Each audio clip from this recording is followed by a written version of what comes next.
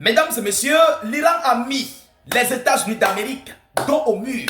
Donald Trump cherche et demande une porte de sortie. Oui, il vient de faire une annonce de désespoir. Comment je qualifierais pour Trump avoir perdu la guerre face à l'Iran? Un chef d'État américain,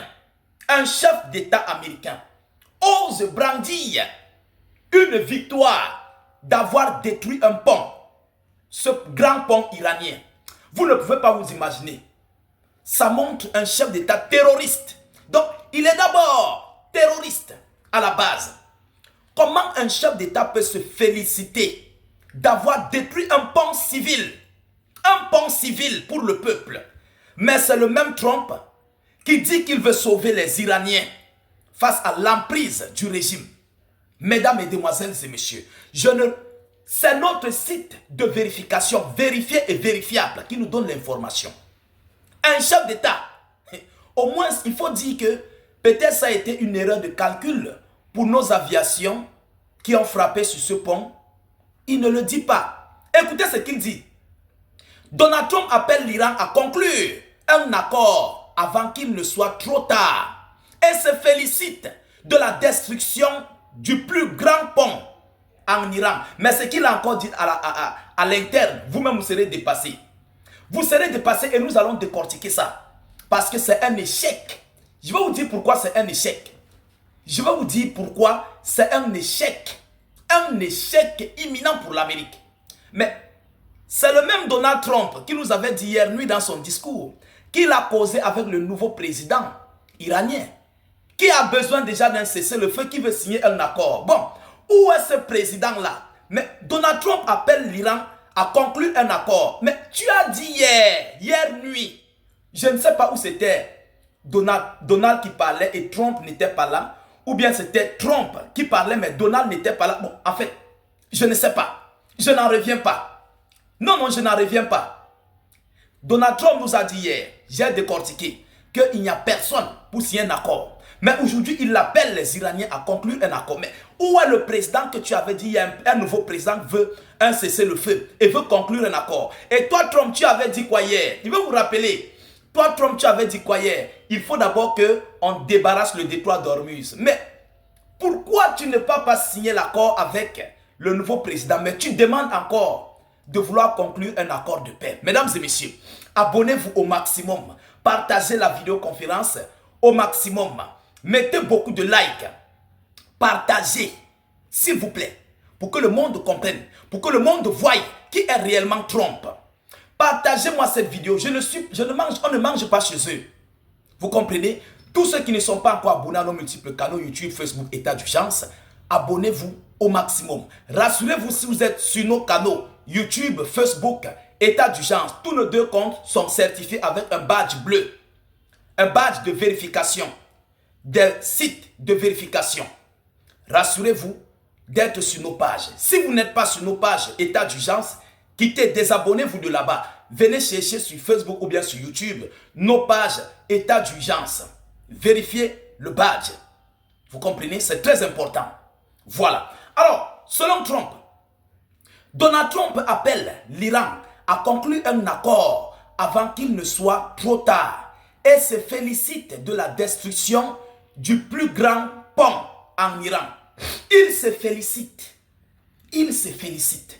Mais la réplique serait imminente. Pourquoi? Parce que lui-même, Trump, a montré que c'est lui, c'est l'Amérique qui a détruit. Alors, Donald Trump a applaudi ce jeudi la destruction d'un pont en Iran. Le plus grand pont en Iran s'écroule et ne sera plus jamais utilisé. Et ne sera plus jamais utilisé, a écrit le président américain sur son réseau Truth Social. Et en commentaire, je voulais dire, excusez, d'une vidéo d'un pont dont le tablier s'effondre en partie dans un nuage de poussière. Selon lui, il dit, je cite, « Il est temps pour l'Iran de conclure un accord avant qu'il ne soit trop tard et qu'il ne reste plus rien de ce qui pourrait encore devenir un grand pays. » Bon, Monsieur Trump, est-ce que c'est le pont qui fait le pays? En tout cas, j'ai juste posé une question, je viens en paix. Je ne sais pas. Je ne sais pas si c'est un pont qui fait le pays. Parce que moi, dans nos États d'Afrique, on connaît qu'il y a beaucoup de villages qui vivent après les grands fleuves. Mais les gens vivent paisiblement. Les véhicules entrent et sortent. Les motos entrent et sortent via les petits bacs, via même parfois les petits ponts artisanaux qu'on fabrique qui arrivent là-bas. Mais est-ce que c'est le pont qui fait un pays? En réalité, Donald Trump est en difficulté face au refus de l'Iran d'adhérer au dictat.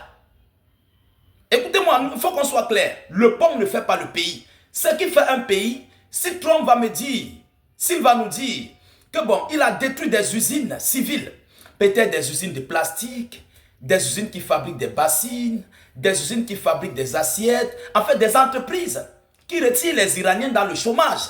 Là, je vais comprendre. Mais le pont là-haut, est-ce que c'est le pont là?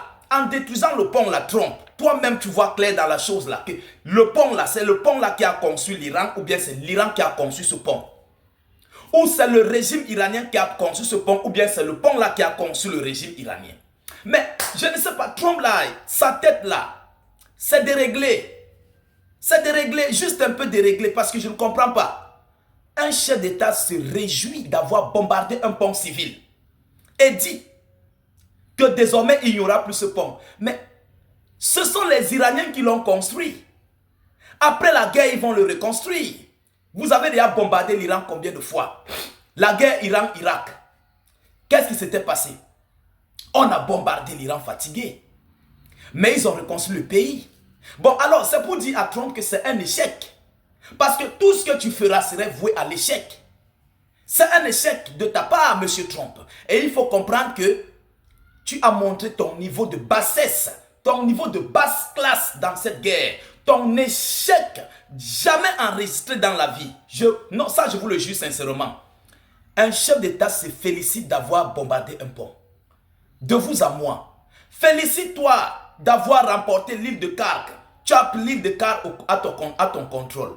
Félicite-toi d'avoir coupé une parcelle iranienne qui est désormais sous contrôle américain. Là on va dire oui. Mais tu te félicites, tu te réjouis. Tu te réjouis d'avoir bombardé un pont en Iran jusqu'à tu fais les publicités sur ton truc social. Bon, une simple question. L'Amérique avait combien de bases militaires au Moyen-Orient? L'Amérique était dans une 21 ou 23 bases militaires. Tous ont été rasés. L'Iran ne fait pas les publicités. Le plus grand radar qui était, je crois, au Qatar ou aux Émirats arabes a été bombardé. Un radar de 1 milliard de dollars. Ça a été bombardé. Ce radar couvrait jusqu'au sud de la Russie. Oui, un radar, le plus grand radar au Moyen-Orient. L'Iran a déjà ce radar-là. Hey. Mesdames et messieurs, ce n'est pas tout. Les avions Awak, les ravitailleurs, tout ce qui... Mais qui a perdu? Parce que ça fait mal à Trump. Lorsqu'il s'assoit, il calcule les pertes. En une journée. Vous savez, ce qui est grave dans ça, l'Amérique perd en 3 temps. Pour ceux qui ne connaissent pas, l'Amérique perd d'abord dans les dépenses qu'il dépense pour cette opération.